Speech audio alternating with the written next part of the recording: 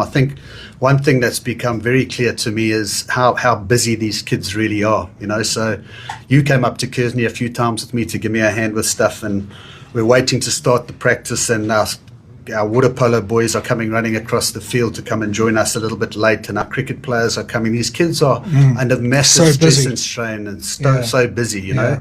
And so that for me has been an eye-opener. The good thing about it is Kearsney, and not all the schools are the same, and everyone has their own policies, but I really like the fact that kids are able to play summer sport and a winter sport while they're young, and they've got the rest of their lives to specialise and go pro if they need to do that, because I know how I benefited from doing that. Yeah, and I think for me, and I've never coached at schoolboy level, but if you can work really hard on developing their skill sets for their senior days, and they come to their senior days when they leave school, obviously potentially go into an academy around the country, or somewhere where it goes to another level. If they've got the basic skill sets around catch, pass, tackle, they naturally they become fit because they're good athletes, and they're just easy to coach when they arrive. That's a massive plus for me. I've just seen it so many times. So many kids come through and their basic skill sets aren't good enough. They might be good athletes but not great skills, or great skills but not good athletes. So it's just being able to have an influence around that at schoolboy level. You agree with that? Yeah, 100%. And I think, like I say, the vibe of Natal schools rugby is really good at the moment, and all the rugby programs that I'm seeing around Durban and surrounding areas are fantastic. You think of a guy like Siaya, who this time last year we played Westville on Saturday. Wow. He was playing for us against Westville last year, and now he's playing URC for the Sharks. Yeah. And I remember seeing him last year and going, geez, this guy can play, and giving you a call and saying, Plum, you better get this guy before he moves on, because he's a quality player. And it's not just the Siayas, there's this Marcus Muller down in the Cape, and there's plenty of players that are coming through. So they're really getting well developed. The rugby programs are flying, around the country. The old days of, I'm not sure if you've been following, but traditionally your Paul schools and Grey Bloom have been leading South African rugby. Excuse me. And this year Stellenberg, a school out of Belleville, has been knocking everyone over. So that's come out of the blue, but it is sort of their dream year.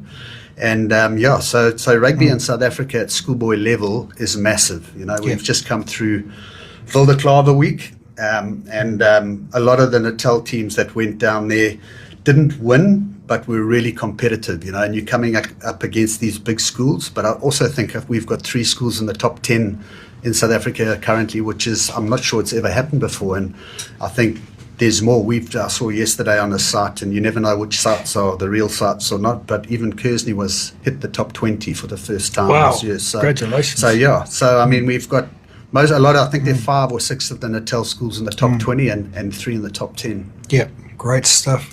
Well, I mean, we'll talk more about schoolboys rugby on our shows coming up, but, just a little tip there for the parents. Make sure they understand talent's not everything.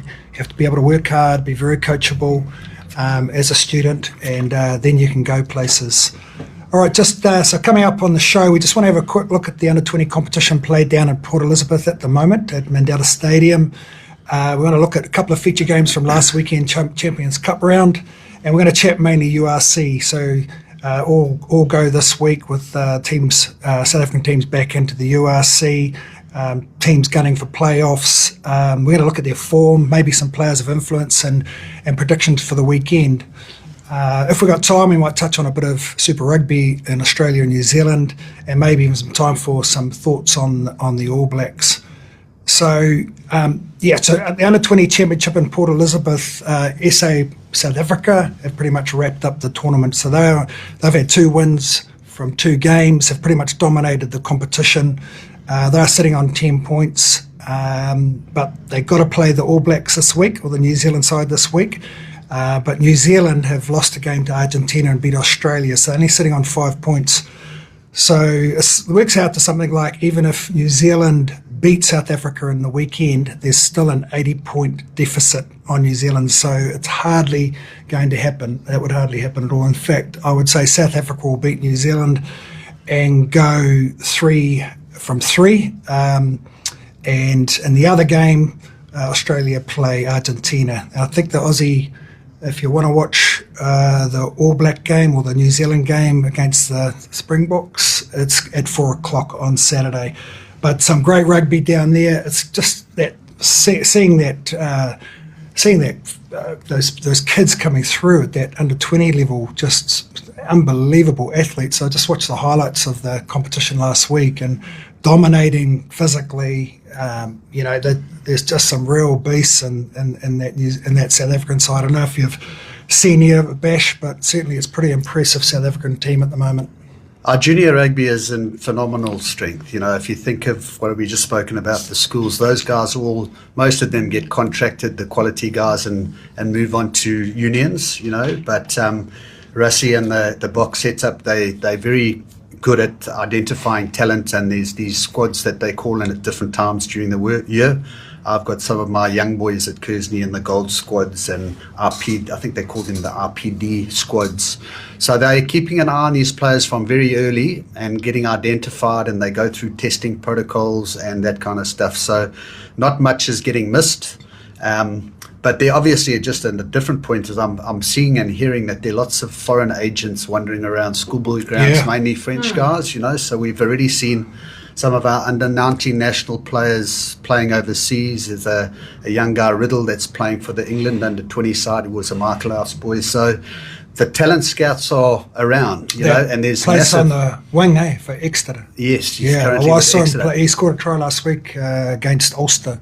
Yeah, I think. Same guy. Challenge Cup game. So, but outstanding talent. Yeah, so we're becoming a bit of a place where foreign people are coming to look and find our players at young ages, and great opportunity for them. Boys, how are you doing? Would you like a quick break? Because we do have someone has sent in a song request for you two. Okay, there cool. we go. Let's So, would you like a 2-minute break? Perfect. I don't know why this song, it's coming out from a Brad in Westville. I don't know what the Kersney Westville game ended up with. I don't know who won that It was game. a draw, 14-all. Interesting. Okay, so we'll see. This is the song that was requested for you two, and then we'll come back. It is TMO with coaches John Plumtree and Grant Bashford, and we are live until 1 o'clock this afternoon. Never heard it before. Thursdays, 12 to 1 p.m. PlayZN. Hey, this is Tana Rose, and you're listening to PlayZN.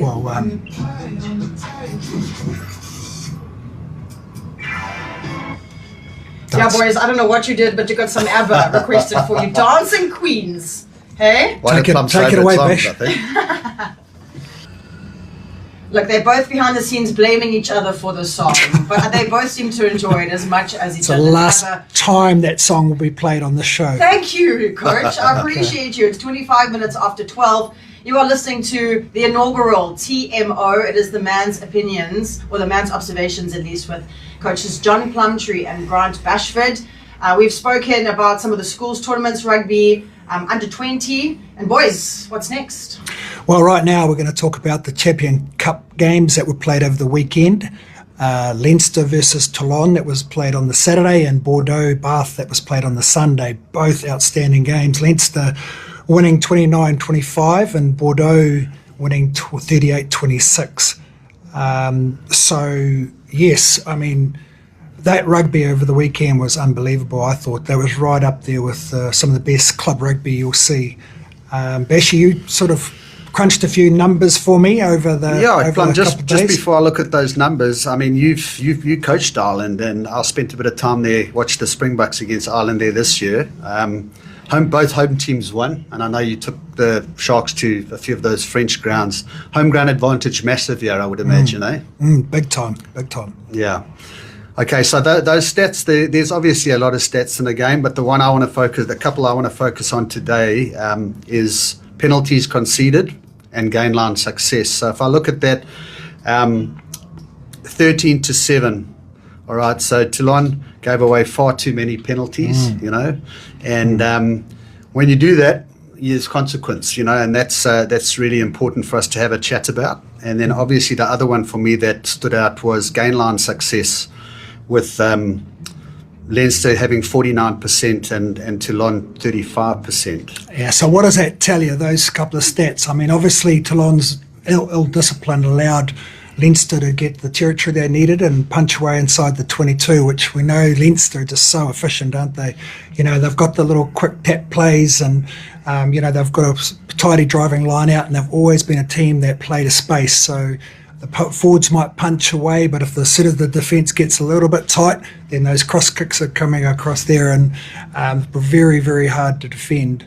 Yeah, 100%. And I think you mentioned those quick tap plays and organised defence, attacking strikes from penalty plays. I mean, they got 2 on the weekend, you know. So well, Leinster scored 1 with a clever one with Van der Fleer, which I actually saw the Stormers score one similar with Tooks down in Machunum, down in Cape Town. So I don't know whether they got that off the Stormers, but it worked. Yeah, we copied one of those last weekend as well, and it was intercepted with our run 100 metres and scored under the pole. So it didn't work out for us, but that was our own doing. Yeah, and Ringrose in the 45th minute as well with one. So when you give away 13 penalties, you're either going to take points, you're going to take punish with points on the board, or you're going to lose territory and end up in your 22. And I think that's going to be a talking point for today as well. And you mentioned Toulon didn't stop gain line as well as they should have, so they allowed Jamison Park quick ball, front foot, momentum. And defence is stressed, you know, so when they get over the gain line, the fold is slow, the defence is never set early, and it allows teams like Leinster, who have unbelievable attack shape, to play on top of you. And once they get on top of you, they don't let you off. You know, they've got striking force across the ground. They hold their width beautifully with pods, and they can pretty much play however they want. So Toulon's only chance, I thought, was to try and slow them down. And when they didn't and gave away penalties, they ended up in the 22, which cost them ultimately. Yeah, and I think just for the listeners, when you say slowing them down, you mean the breakdown? Slow them down, get them on the back foot, not on the front foot, because we know that Leinster, like Bordeaux, like these top teams, are all very good with their run, catch, run. And what I mean by that is they run onto the ball, they catch it, and they've still got momentum through their running game. So really, really hard to stop. But there was a big moment in the game, wasn't there, before half-time? Yeah, there was. Leinster had 2 yellow cards. Yeah, so Leinster were down to 13 men going into half-time, you know, when the score was 14-11 at the time. And I think I was sort of going, well, you know what, here's Toulon's chance. You know, they're a chaos team and they thrive in unstructured play and that kind of stuff with enough game breakers everywhere. But unfortunately for them, 2 minutes into the second half, they gave away a yellow card themselves.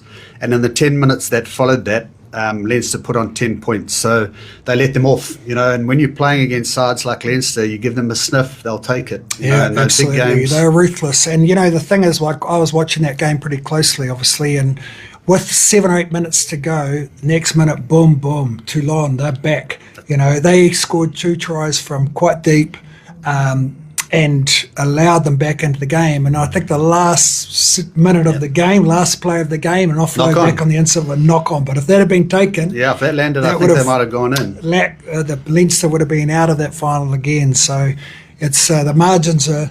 Even though the side's down and out, but it's a couple of quick tries and they're back in, and that's the danger of the French, isn't it? Right. Right. So let's have a look at that. Let's have a look at that Bordeaux game, because I mean, we all love watching Bordeaux, don't we? I know they're a great side. I mean, Bath have been fantastic champions last year. This was always going to be a massive clash between 2 really good sides. What was your take around when you sort of unpacked a few stats? Well, I think for me with the Bordeaux game, I mean, Bordeaux are the reigning champions. So I think they went into that game really confident, you know, and I think that always helps going into playoffs. Bath, very structured under Johan van Graan, but he's sort of got the best out of them. So I think they were really confident going in. The general Finn Russell, I think they thought if they could get going, but we've spoken about home ground advantage. Also, a thing worth chatting about is their attack. You know, Bordeaux have the best attack in Europe. They average 27 points per game. All right, and obviously with guys like Luca and Jalibert, they're probably the best. And we're going to talk about that combination. And what were a couple of big stats that favoured Bordeaux at the end of the game there? I mean, I know Bath's line-out didn't function well enough. And their tackle stats, 56%, which is not good enough. Yeah. So when you're missing that many tackles and letting teams play on top of you, it becomes difficult again, you know. So, for me, the thing I think that's really worth chatting about is ruck efficiency in the 22 here. Yeah. So both sides had 13 entries. But if I look at it, Bath had 71 rucks in the 22, as opposed to 15 to Bordeaux. Of Bordeaux. Yeah, wow. And that just tells you that their Bordeaux's ability to attack space, doesn't it? That's right. They don't need to build pressure through the forwards. If it's on early, they'll pull the trigger, they'll go to the edge or the cross kick, or whether it's their longer passing game. They're just beautiful to watch in that space. Yeah, so they'd get there, and then it'd be 1-2 like rucks, forwards carry, and then they're more than comfortable to throw the ball out to the backs. And the beauty of it is there's nothing fancy going on in the backs. It's just quality passing, fixing defenders, and moving the ball to the edge. And when you've got players like that Belbar floating around on the edge and the forwards doing their grunt work up the middle, it's amazing what can happen when your basic catch pass skills are good. Yeah, and Bath were always sort of under scoreboard pressure, weren't they? They always felt like they were behind, so they had to be probably a little bit safer when it came to getting inside the 22, and that's why they weren't prepared to risk by passing longer earlier. Whereas you turn it around, Bordeaux playing with more freedom and a little bit slightly more risk, which we know just makes these guys way more dangerous. It's the same, preparing a team to play against France. Just know that they're going to have a crack pretty much from anywhere. But I just want to talk about Maxima Luca and Mathieu Jalabert. That 9-10 combination. When I was thinking about it on the way here today, I was thinking, what other 9 and 10 combinations having an influence in world rugby right now?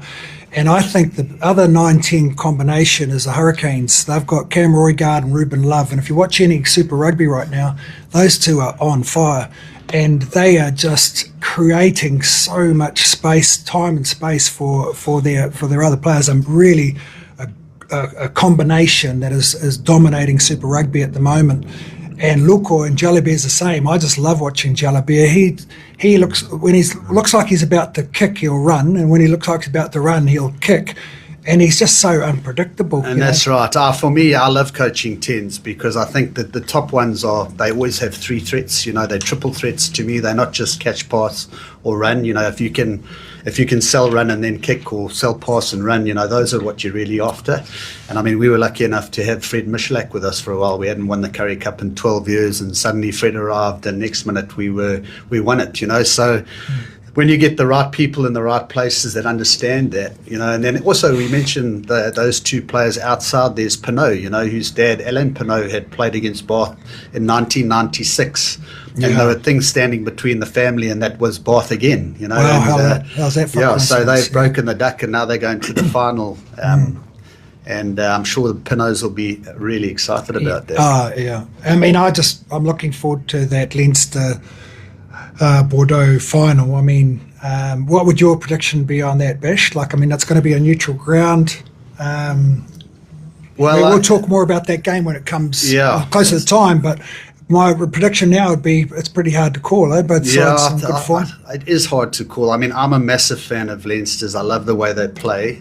But these French teams at the moment definitely have something special as well. The way they can move the ball around the field and take you up front. They're generally massive forwards. They have a drive. They can hurt you physically as well as move the ball to space.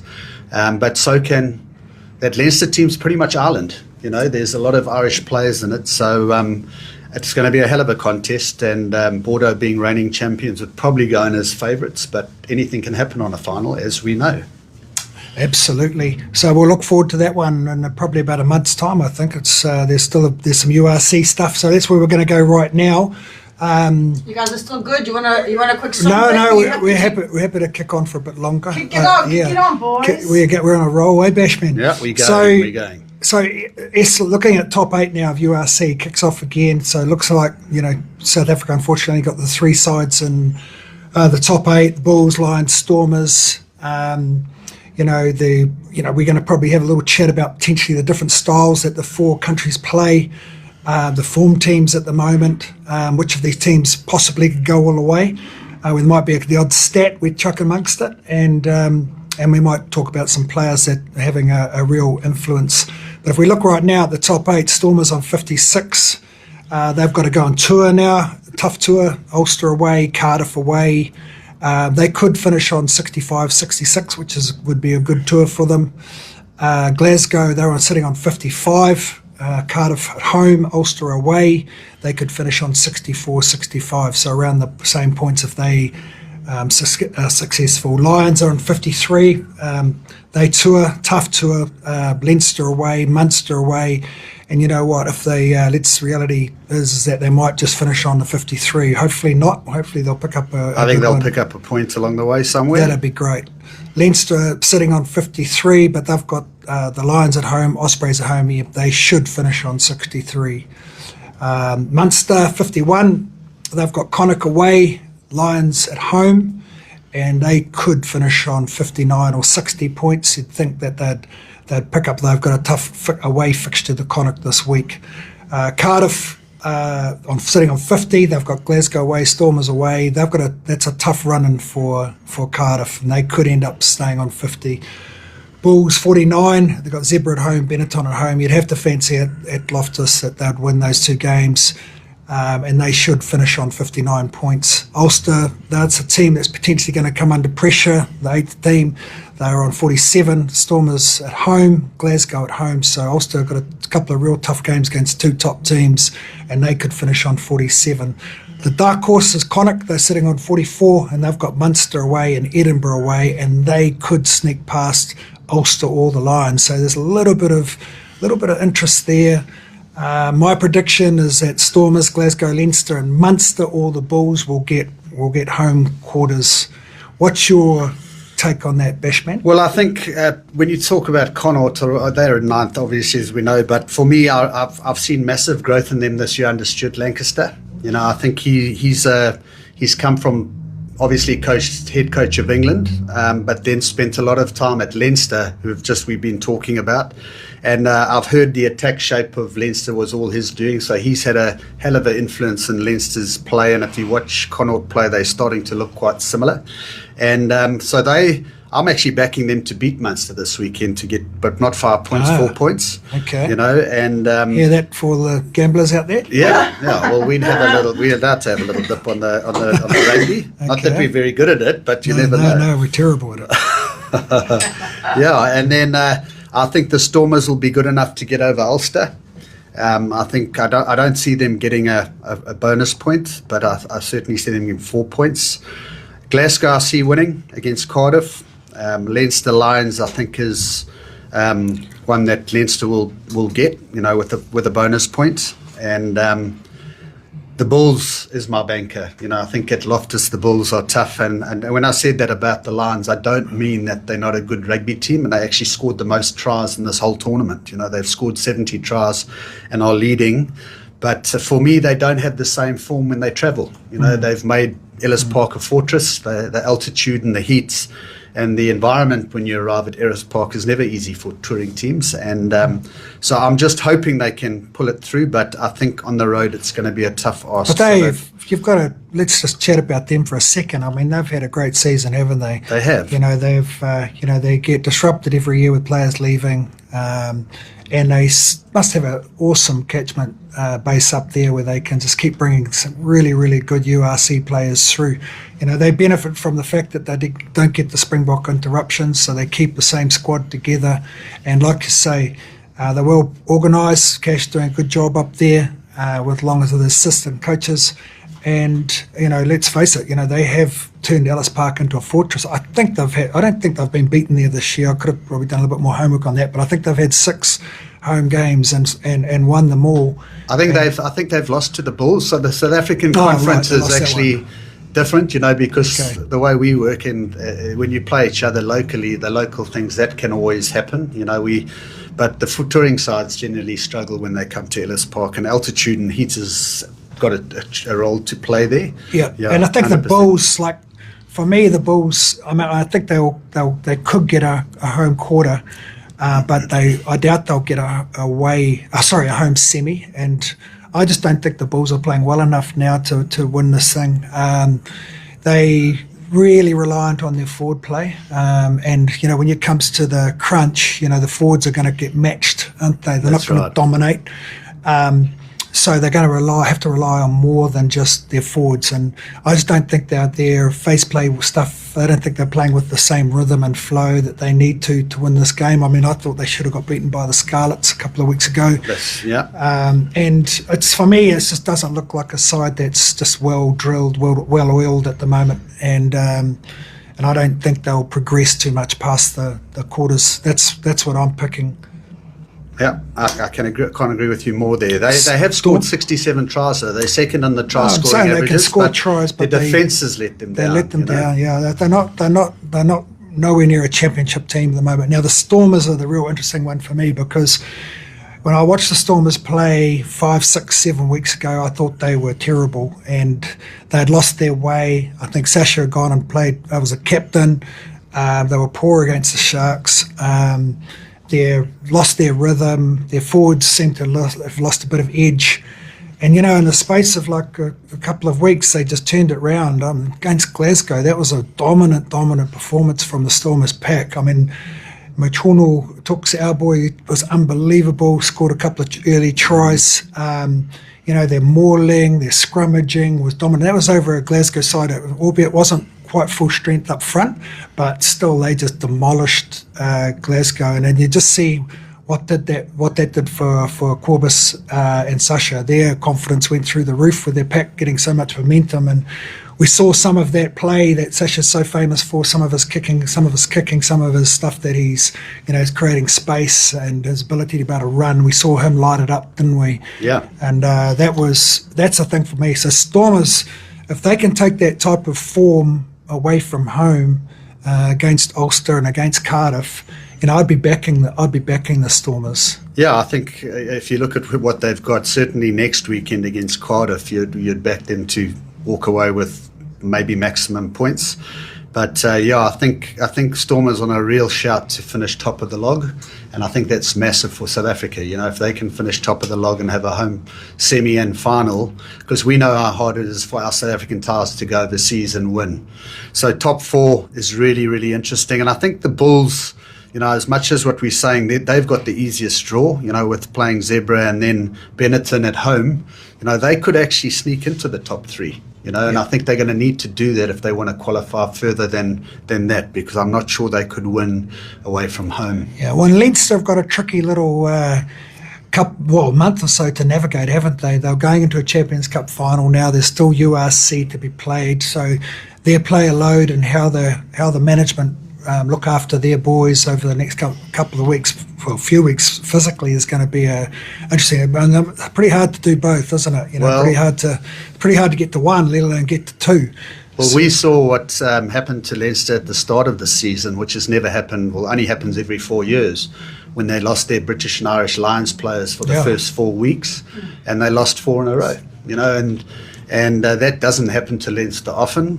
And then the week before they went into the semi-final last week, they played Benetton and lost.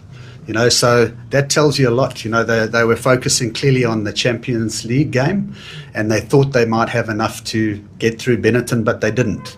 So the next month for them is really, really important going into that Champions final.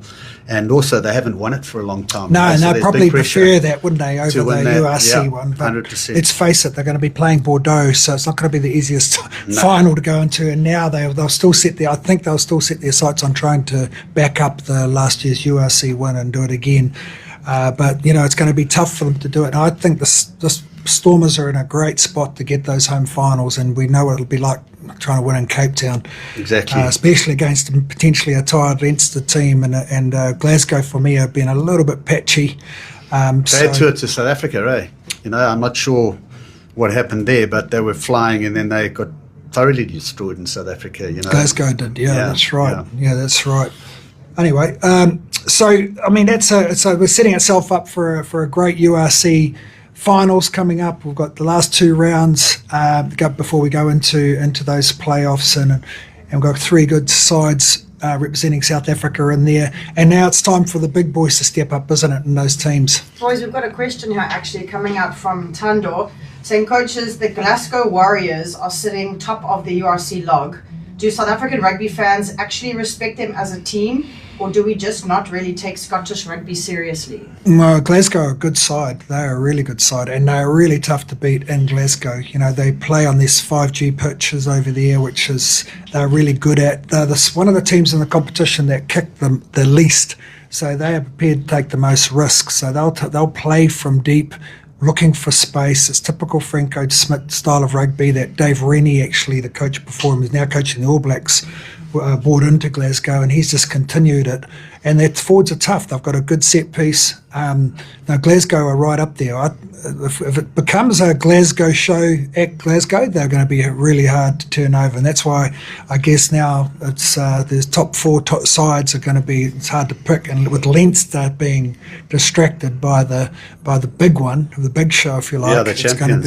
it's going to be a tough. Well, I think Glasgow came and beat the Bulls here in a final 2 years ago, didn't they? That's right. A They semi-final did. or a final? That's I it. think it was a final. Yep, So they final. definitely have the personnel, a lot of international players playing in that squad. Absolutely. And like you said, I was going to bring it up with Dave Reddy being there before Franco Smith and his ability to develop rugby teams. We came up against him a fair amount when he was coaching the Chiefs and lost the Super Rugby final to them in I 2012. don't have to bring up that again, buddy. But a hell of a smart Move on. rugby coach.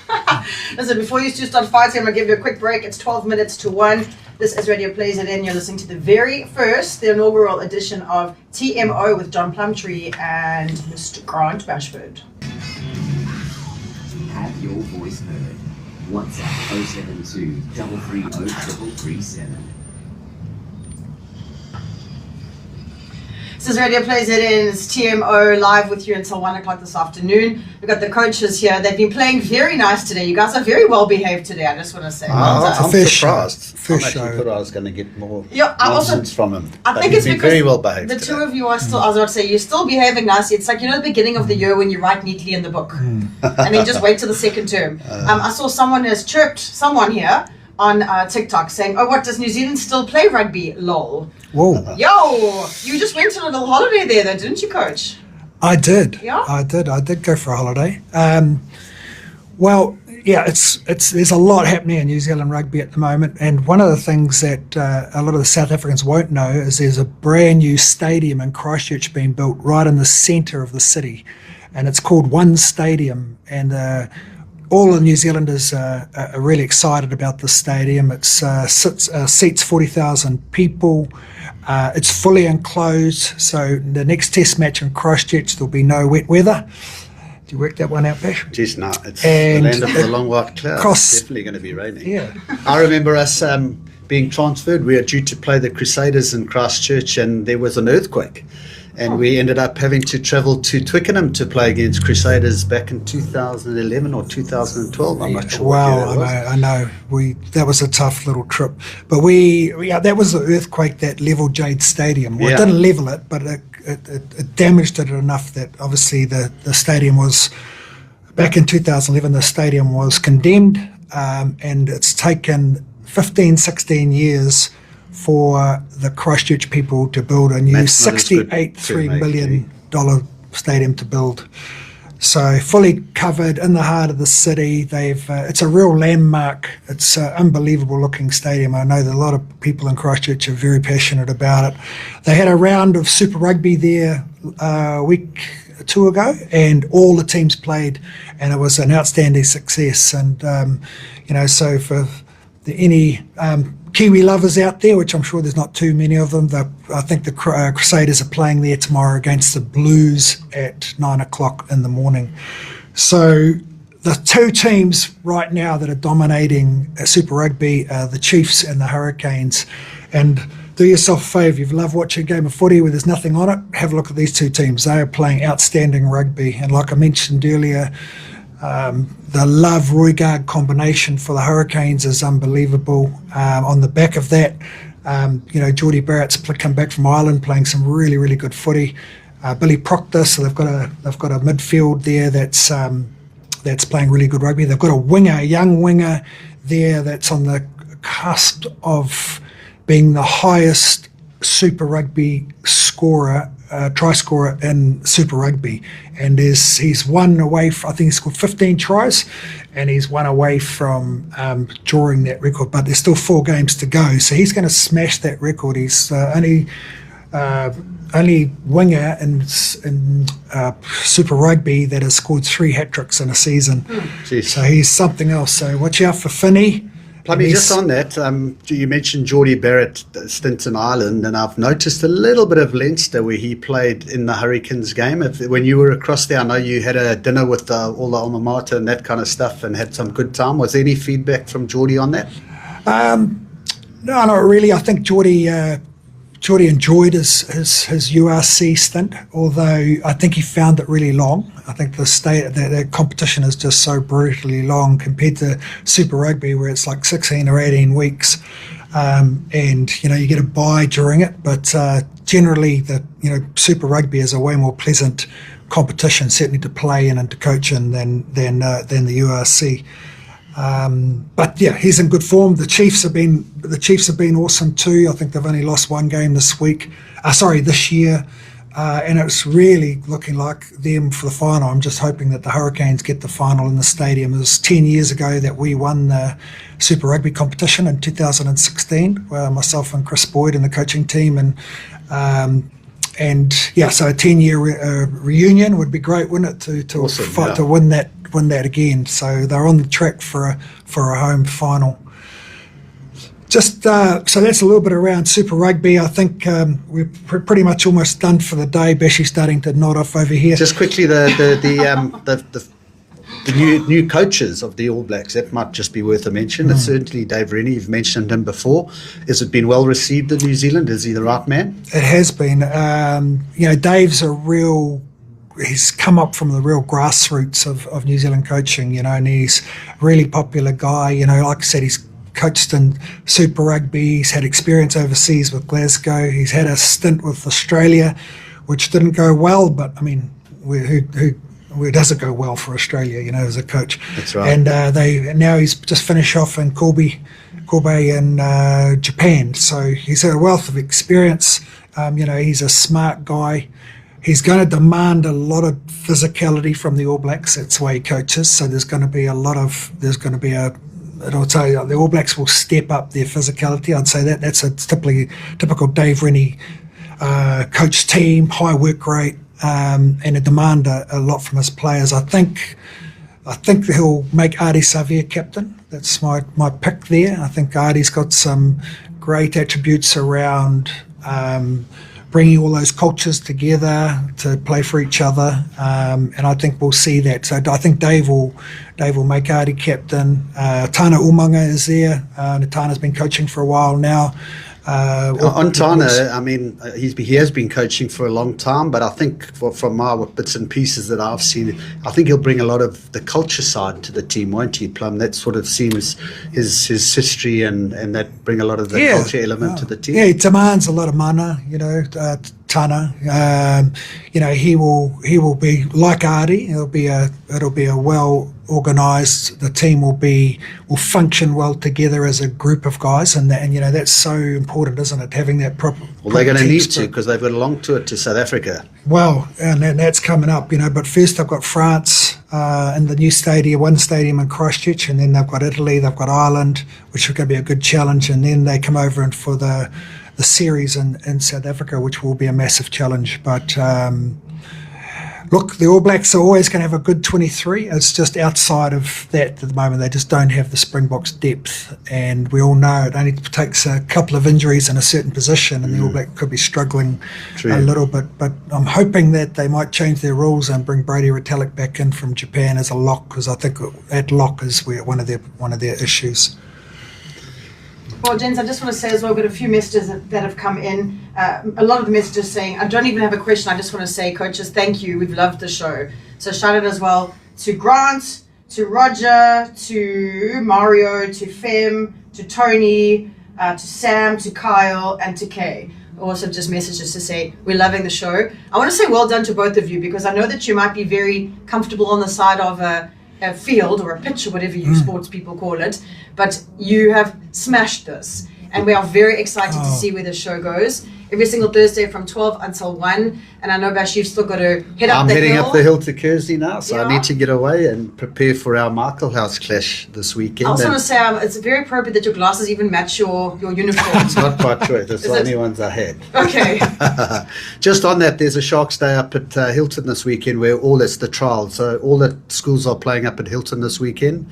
So any people that want to see all the Natal schools playing at one venue, it's a great Is opportunity. it open to come and watch? And yeah, it's open at Hilton. So all the teams are playing up there. It's sort of the Natal trials. They call it the Sharks Day. Amazing. So starting early and finishing late, all the top teams in Natal will be at Hilton. So it's a great day if you're able to get up there and support Sharks schools rugby. Excellent. Thank you, Yeah, just Francis. from my side, Kerry, thank you for the opportunity. Bashy, thank you for being a great co-host. You're the best I've had.